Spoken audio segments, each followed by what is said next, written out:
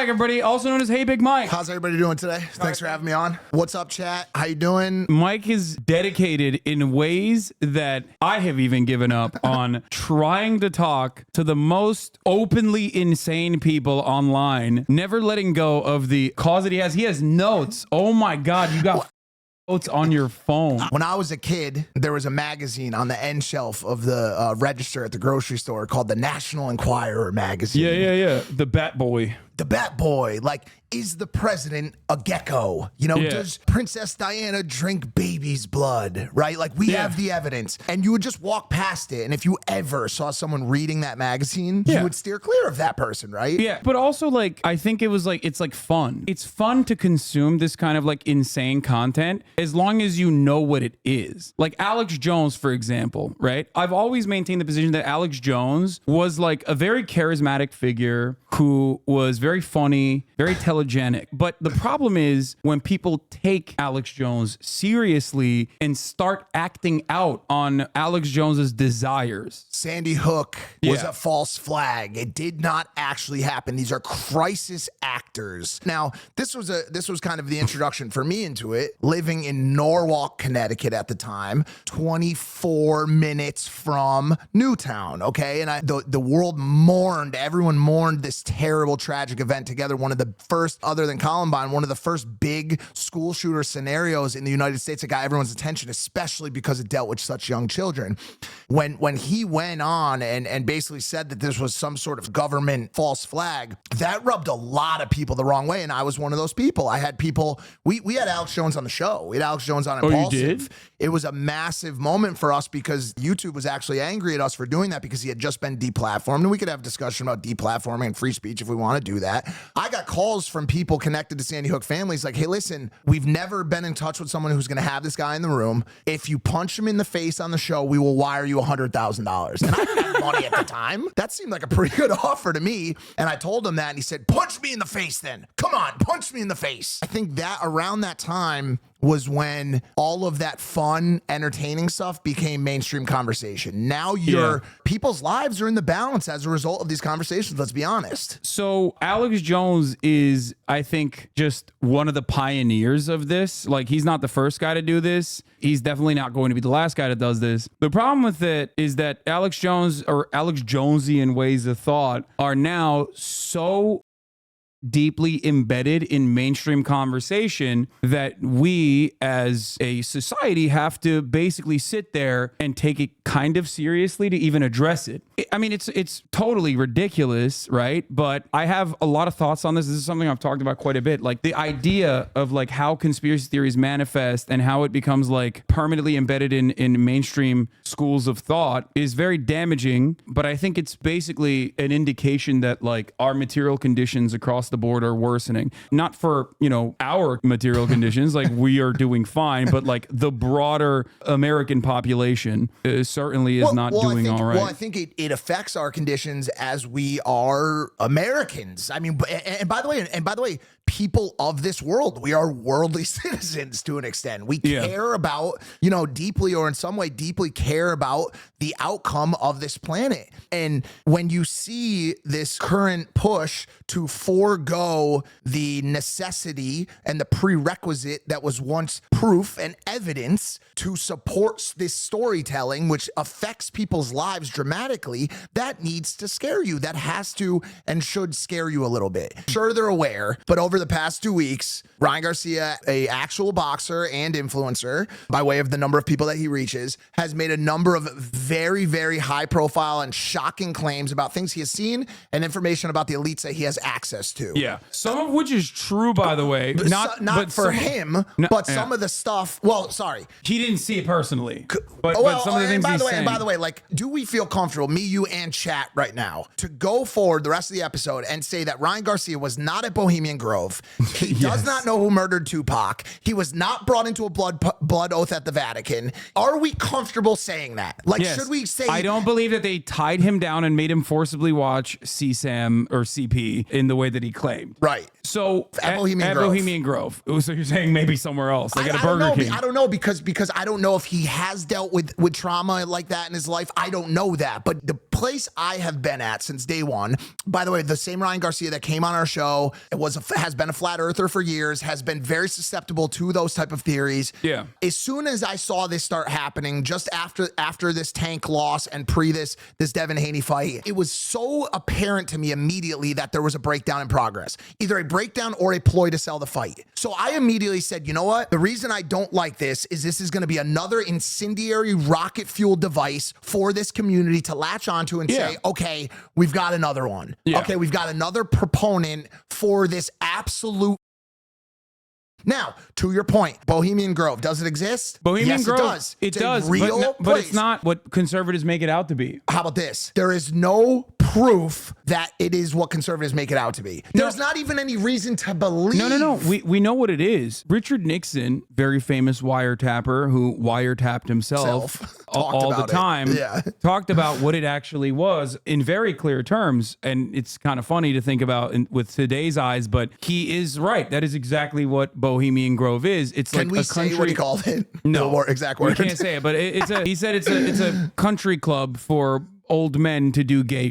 Basically, right. Which he's right. It's a boys' club for elites, and it still exists to this day. I know people that have worked there as like really. Yeah, I've known people that have worked there that became journalists afterwards, but like worked there as waiters at the time. It's so funny that like people think that our elites have to like do weird like blood oath rituals at some country club and aren't openly discussing your demise in broad daylight at Davos, like literally being like, okay, well, we need to kill 10% of poor people instead of 15% this year because the poors are getting out of control. You know, like they openly say it. They're not doing it on a camping trip. Yeah, they're not. They don't have to do it with like weird blood rituals. Well, on the blood ritual side, they have a very infamous play there called the cremation of care, which is a strange, dark, weird ritualistic play that they do there. That is very similar to plays that you can see on Broadway or movies like Midsummer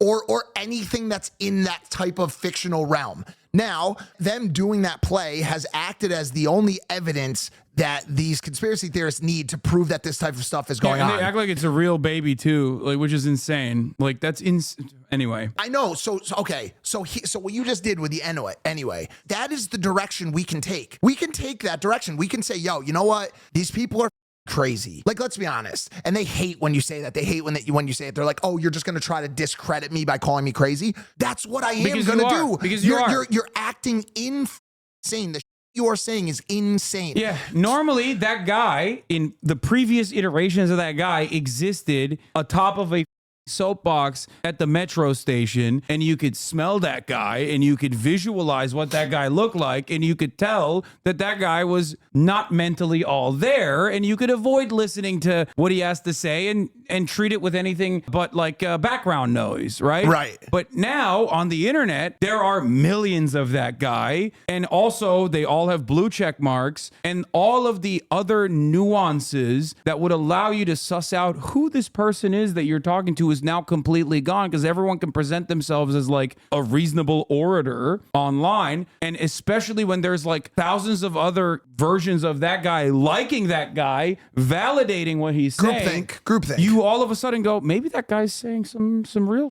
What's going on? And by the way, there's a bunch of reinforcing factors at play. One of them is, the government is lying. The government is so that level of distrust is a meaningful piece of the puzzle, right? That needs to be considered, right? Yes. There is sex trafficking going on. Yes. There is predatory behavior going on. Yes. by very rich, powerful people. But guess what? It's also being done by soccer coaches in Alabama. It's also being done like you know what I'm saying? It's also being done by HVAC workers. Yeah. This idea that there's this villainized ultra elite and there's the only people that are powerfully preying on people and getting away with it is ridiculous. Yeah. It's insane. And then another reinforcing factor that has been used and that Ryan used very powerfully, he bookended every one of his statements with We do this for Jesus. He would bring forward a conspiracy. He would then cite a Bible verse. Kanye did that too. As soon as you do that, it would be illegitimate for a Christian to then argue your point because it's rooted in a Bible verse. So if it's rooted in a Bible verse, then everything that prefaced it needs to be true as well. So that was his game plan for the past 2 weeks. And he was called out by Wade Plem, who's a boxing commentator and person on the internet personality, and said, dude, what you are doing by bookending this in Christianity is such a disservice to the Christian religion, to all the Christians out there. And to anyone who's religious. It just has been a really weird week just watching it all go down. And I got really tied into it by way of Twitter Spaces and trying, because listen. That plays a big role too, by the way. Like times of uncertainty that genuinely shift people's attitudes or genuinely impact people's lives in very meaningful ways that the government refuses to give clear-cut definitional answers on, like 9/11, JFK assassination. For sure. Things that we will never know what the full truth of the matter was. Aliens? Well, I don't. That's a much more convoluted theory, but even COVID, like lockdowns during COVID, I think like created a sense of isolation and despair that people wanted answers for. So when you don't have a rooted in facts-based analysis on that, you are infinitely more susceptible, holistic, spiritual, perfectly tied together. Like it's not, I'm not using the word materialist analysis because I don't think it is a good argumentation here, like to use that word. The world is certainly run by rich people. For sure. But the reality of the matter is that they are motivated by self-interest. They're motivated by wanting to make more money. But a lot of people recognize that, but can't put that into like certain terms. There has to be additional motivations there. Maybe they just want to control us. For what reason? I don't know. Just because they're evil. Like people want good and evil to be a perfectly bow wrapped. And when you do that, when you seek out evil as the center of why people do the things that they do, and you don't look for like additional rationale behind the motivations that people have, which ultimately always revolve around making more money, right? Hey, you're talking about nuance right now. You're scaring, you're blowing people's minds right now. This is something I talk about all the time. Rich, evil. The nuance, bro, you're not going to, unless one of those ultra rich is willing to parrot one of those points, because that's how you go from the fact that Bill Gates is the most evil person on the planet, but Mark Zuckerberg as well, but Elon Musk is the savior. The savior sent down from the gods. For me, I have a much better understanding of the situation, I think, because I think all of them are evil, okay? In many different ways. There has to be some level of evil to be involved in becoming a billionaire? I think that you have to be kind of bad enough to refuse to reckon with the steps that it took for you to get to that position. Because I think that like the existence of billionaires, from where I'm standing, the way I understand the world and how it should operate, the existence of billionaires is a policy failure akin to the existence of a single homeless. Homeless people are homeless due to policy failures. We did not take the necessary steps, help these people to save these people. Policy failures based on a different societal construct than the one that we exist in, because in a capitalistic society, it's a proof point for success versus failure. Do you know what I'm saying? But also because, like, I mean, you can look to examples even in other capitalist nations as to how they've solved this issue. Like Helsinki comes to mind, or Vienna. Vienna comes to mind. Like places that they've like basically dealt with this issue despite being capitalist, dealt with this issue by creating a housing first policy where the first step in recovery is to ensure that you have permanent shelter, right? Like you are eliminating one of the major reasons as to why people find themselves in the throes of deep drug addiction to begin with, right? Because you're self-medicating, because you don't have you're hopeless. Yeah, you're hopeless. You don't have shelter. Like this is something that animals need, you know what I mean? Like not just humans, but like a bear needs shelter in the wild to brave the elements. People would be more willing to provide shelter for a stray dog than they would for a homeless person right now? Yes, because I think that the prosperity gospel that many Americans deep down intrinsically believe dictates that poverty is a moral failure. A lot of people, I think, approach it, even if they don't say it in those terms. If you were to address that, if you were to like ask them directly, they'd be like, of course not. But they do believe it, because that is like I wonder what the percentage breakdown is, because I think a lot of people do see it as like a moral failing. Like that. I was not raised like that. And I think a lot of the issues, at the end of the day, a lot of the issues issues that we're seeing in this country and with everything we're seeing in this world right now is a parental failure. Parental failure is a not talked about enough topic in this world. I was not raised like that. If I see someone freezing to death on the side of the road in January, my thought is not, wow, this person just didn't do well enough. Honey, get a look at this. No, that's not the modus operandi of like the average person who also will implement or advocate for policies that kill homeless people anyway, though. They also don't think about it like on those terms. They don't go, these people. No, not these people, but that there was something that they didn't do that was a requirement for them to deserve shelter. Like, do you know what I'm saying? Yeah. Like, that's insane to me. Here's the thing, dude. Go show someone like that and really gauge the reaction. That burns me. Yeah. It burns my heart and my soul to see people like that. Yeah. And to see the reaction of people that are on the flip side that don't have the empathetic build out that people like that I was given by my parents, thank God, and that I should be thanking God for every day, disturbs me. And I don't know how you fix that. How do you fix that? How do you teach someone, stop telling your waiter to off, like bring me water. It's systemic. That's what I'm trying to say. It's a systemic failure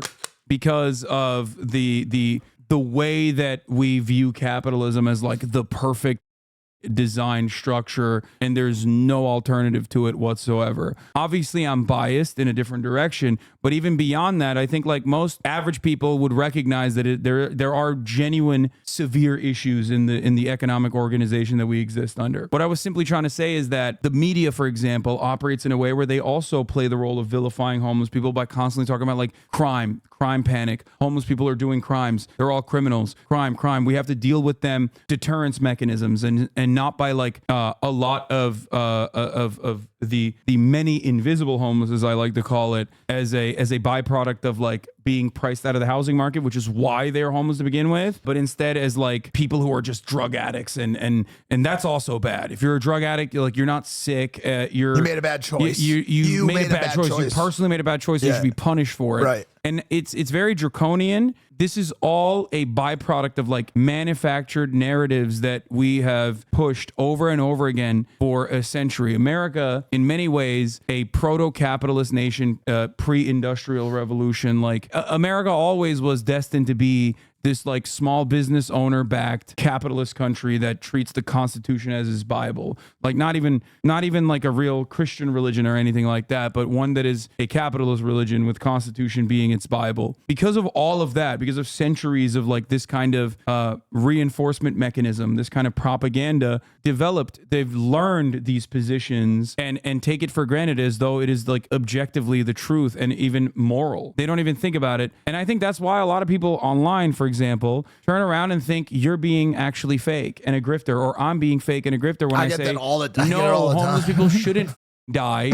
We should house them. Like when I say that, people are like, you could not have arrived at this position because of your own moral compass, because it's impossible for me to see it that way. So you are probably grifting. But you have to slightly feel for that position as well. You know what I'm saying? Not feel, not be sympathetic for them, but be empathetic. I will tell you, I have been around my years on this planet some people that think about life very differently than the way I think about life. And I am horrified by that. Deep down, horrified by the way people treat other people on this planet. It is disturbing.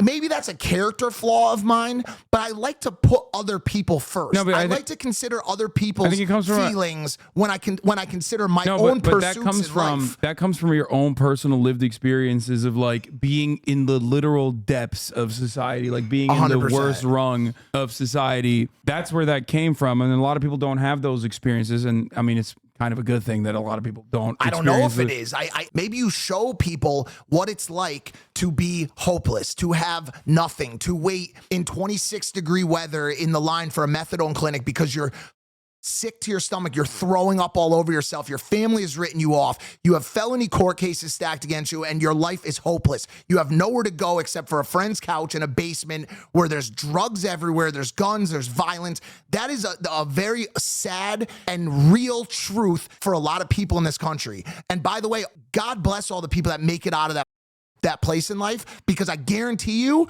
or I bet you at least, they have the same empathy that I have for others in that position. Because without going through that, you will never understand what it is like to have no hope, to have no feeling that things are ever going to get better in this life for you, and to give up, or to almost give up. And God, literally, God bless those people. I would never trade that experience for my life ever. What I was trying to say is, like, you are the person that you are because of those experiences, and many people still have like grievances that we mentioned. Like, even the fortunate people that have grievances still have a lot of underlying resentment and anger. And when there's no real answers to that, because God knows, like, liberal media is not offering them why this sucks, because they are beholden to the same corporate masters that everyone else is beholden to. So their job is to basically say, no, you don't understand. Like, no, inflation is going down. Like, there is a soft landing. Shut the up. Like, I don't care about your financial struggles. And again, fortunate people are experiencing that. It makes people go crazy. They're like, well, what the these guys are lying to me. Right. Why would I ever trust them ever again? I don't think those in positions of power understand the impact that is having in the public consciousness. Own personal experiences is not matching what, like, these organs, these supposedly unbiased organs of truth are telling you how you should feel. Right. Then you're going to be like, well, what the this? I'm going to go find someone who actually does present themselves as personable, who actually does present themselves as likable, going to agree with some of my biases, and then maybe reinforce those biases. And that's how you arrive at, like, that's what we're this seeing. independent media cycle of just, like, constantly presenting yourself. Like, I know so many of these the Fox News that got vaccinated, and so many of these in independent media, in right-wing broadcasting, they got vaccinated while still simultaneously pushing the narrative that, like, vaccines will kill you. And pushing the narrative that you, Hasan, or me, sold your soul. Yeah. You're a faker. You're a grifter. This desire to take down other people who have an empathetic viewpoint or a centrist viewpoint, to pedestal these people who have actually sold their souls. Yeah. Literally sold it. The people that are saying other people sold their souls, that's projection. That is 100%. projection, Yeah, bro. no, it's They reactionary are the thinking. ones that have sold their souls more than anybody. If you are further dividing this country and this world by utilizing non-fact-based evidence to provide a one-sided argument to divide and drive hatred on one side and further cause problems, you have sold your soul. It's not the people that are asking, hey, what can I take from your side? What can I see from your side? But the Let's have problem a is, like, they'll conversation say that about it. you and myself too, though. That's the problem. Like, people will say, well, you're doing that. You're being divisive. I love conspiracy theories, and that's precisely the reason why I love, like, talking about conspiracy theories, covering conspiracy theorists, and, like, I'm fascinated with it, and I derive a lot of satisfaction from watching that sort of stuff. And Well, where are you drawing the line nowadays, Hasan? That's the thing. Like, we still haven't gotten to Candace Owens saying the Prime Minister of France's wife is actually a man. If you pulled it up, the evidence that she is using for this, if we even want to quickly dive into it, the evidence that she's using for this is that in her childhood photo, they say it's her in a picture, but she actually looks more like her brother. Holy, she looks like her sibling. That's crazy. Holy, bro. She looks like her brother, bro. I think you're scared of the truth. I think she arrived at a very valid, logical conclusion. And she looks more like her brother than she does herself. So for that reason, she's a man, bro. She's actually a man, dude. So that's one evidence thing. And then the other big evidence, the same one they have on Michelle Obama, we've never seen her pregnant. We've never seen her pregnant. We've never seen Michelle Obama pregnant. How could she be a biological woman if we've never seen her pregnant? You know, it's funny because, oh my God, that same principle exists for their parents. Like, you came out of your mother's womb, but you never saw her pregnant. I've never seen any pictures of my mom pregnant. I have never seen any pictures of Candace Owens' vagina. Well, nowadays it could be. Is Candace Owens actually a man? So this is what is called transvestigation, for the record. Bro. It's one of my favorite. It is one of my favorite conspiracy theories, because the conspiracy theory itself is rooted within the idea that gender is rigid and binary, but because gender actually in practice... No, don't conflate this. No. Don't conflate this. No, that's where it comes from. That's going to conflate this. No, it's not. No, it's not. No, listen to me, listen. Keep it within the strict gender guidelines that existed in 1950. I don't give how you have this conversation. No, I know. Listen, this is not about gender neutrality. No, or you know what I'm saying? Or it doesn't mean that gender is like fluidity. neutral or fluid. That's not what I'm saying. Okay. I'm simply stating that you have no real way of 100% knowing whether someone is like literally a biological woman, like a cis woman, or not, unless you like literally look at their chromosomes. No, that's the joke I'm making. Correct. That's the joke I'm making. No, but because of that, a lot of people who are transphobic end up literally doing this. So that's why it's happening. And the reason why they inevitably arrive at the conclusion that they genuinely believe that like maybe everyone is trans, actually, maybe my parents are trans, is because they're so goddamn. Where does it end? Where does it end, bro? But where does it end? Like what? Like, you know what I'm saying? Like okay, question: is that chat real? Are those actually humans on the other side?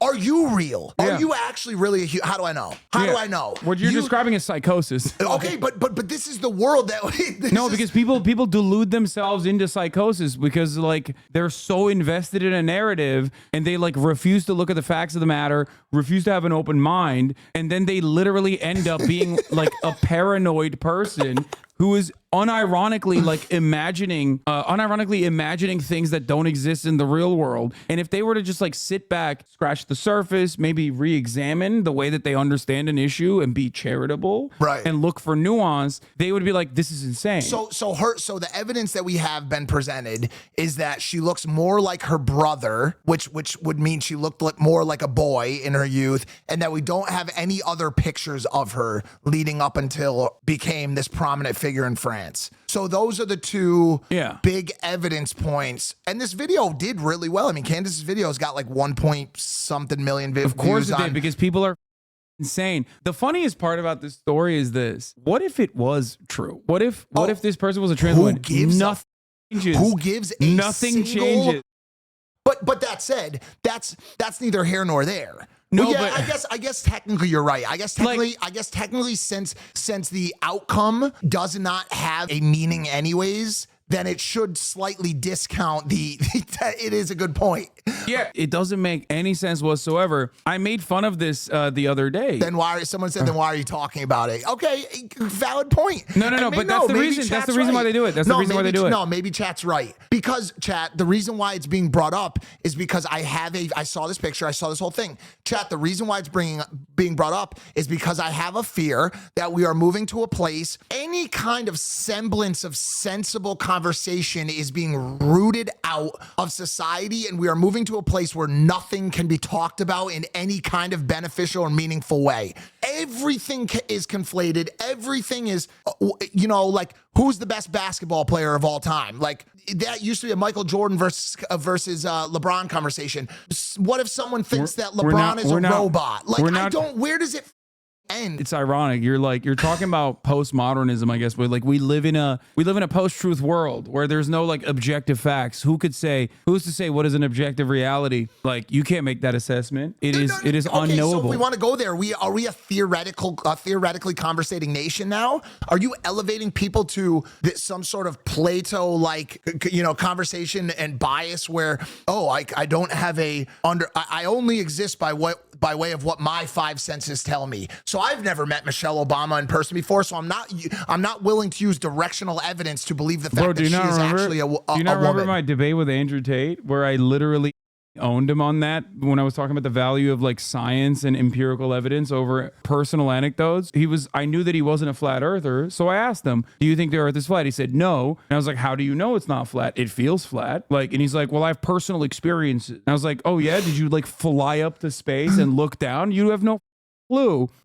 Because it's science. Like, science established it for you and you took it for granted. These guys that claim they don't care about science or reading or empirical evidence whatsoever actually do still care about it to a certain degree. The dumber we get, the more we are, and the more entitled we are, the more Dunning-Kruger focused we are, the more we believe like, well, I came up with this idea all on my own and I'm brave little boy. I'm a unique little snowflake. So if I came up with it, it must be true. Or at the very least, you have to listen to me and take it seriously. That's where a lot of this comes from. Back in the day, I think we could just tell someone, we could be like, nah, dog, you're dumb.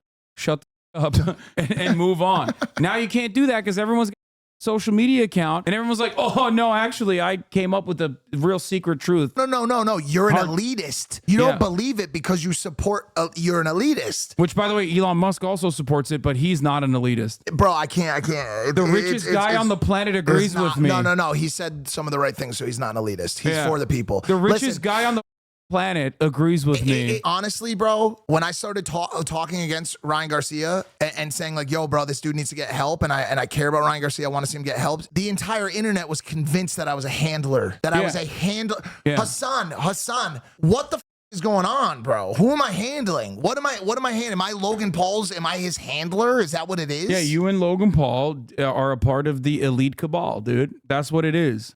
That's why you got me. You caught me, bro. That's why they tapped me. That's why bro. Prime blew up, because it is made with baby spinal fluid. No. Ryan Garcia said cyanide, dude. Oh, he says cyanide? Dude, that's awesome. Yeah, no, he's Listen, so insane. my final note on it, and I thank you for having me today. It was a great conversation. I learned a lot. My final note on it is that I wish we can get back to a place where if you are willing to take someone else's life into your hands by making a statement about them, that you understand that the onus of proof is on you, not on the defender. It is the onus of evidence. Yeah. The burden of proof is not on Michelle Obama to produce pregnancy pictures just because your psychotic thinks that she's actually a man. No, the burden of proof right. is on you to provide evidence that clearly states in a court of actual non-psychotic people that what you are saying is objectively a true statement. We are not there right now, and until we get back to that place, we're a flawed social people. That is what I would like to get back to, but guess what? We're not going back to it. Yeah. We ain't going back, bro. You can't prove a negative, which is like, that's why, listen, whenever someone does that, you'd be like, you're a pedophile. Go ahead, prove me wrong. The best. That's what I've started. Candace Owens. How do we I hated that I did that on this show because it doesn't work with your audience because then it turns into this investigative situation. That's not how I meant it. That's not how I meant it. I didn't mean it like that. No, I don't think anyone thinks you legitimately think Candace Owens is a trans woman. No, right. I'm not trying to out her. What I'm saying is, with that logic, why don't I have to pull my dick out right now to show you that I'm a man? That burden of proof is not on me. Yeah, it's not on me. No, it's on the accuser. Exactly, which is why you can always be like, well, the way that you're operating, I could just say you're a pedophile and everyone has to believe me because you physically can never prove that you're not a pedophile. They don't understand this principle, this concept. Right. You can't prove that. What are you going to show every single moment of your life on camera that you were not out there molesting children? You can't do that. I'm not going to believe it because what if the footage is doctored? You know what I mean? AI. What if it's AI? I'm trying to say there's no winning. But listen, thank you for having me on. Yeah. I do thoroughly enjoy your ability to dive into actual evidentiary, and be committed to these topics and look for proof and look for actual evidence. And you're doing a great job. And this is part of the construction. Okay, I'll just say it right now, dude. Not. Okay. I can't wait to hear what you guys talked about with Jinxie. I mean, bro, how can it not all be positive? Hassan, chat, I love you guys. If you're out there right now and you're having a tough time or you're having a bad day, zoom out, look at your life, look at the quality of your life, look at the things that you're grateful for. If you have parents, love them. If you have a dog, go throw the ball with it. You got a lot of stuff going on good in your life right now. Touch grass, is what you're saying. And touch grass, dude, and appreciate the fact that real life is out there. It's really happening. Be grateful for the things you have. If you haven't read The Fifth Vital and you want to, it's helped a lot of people. It's helped a lot of people in jails and rehabs. It's made a large impact on a lot of people with addiction and mental health issues. Go ahead, read The Fifth Vital. It's available on Amazon. It'll be at your house in 2 days. And that's it. He wrote the book. And I wrote the book, so enjoy it. Love you guys. There's a lot of people saying I was dead ass wrong about Mike. I do my best, dude, and do leg day now. All right. I'm not doing that. I'm going. I'll see you at Nicki Minaj. Okay. What a lovely young man. Bro, Mike is made for a podcast. Bro's a grade A yapper. I mean this in the nicest way. Yeah, no, he is. He is a yapper. He's a professional yapper. I hope you guys appreciated that. I think that was a fantastic conversation.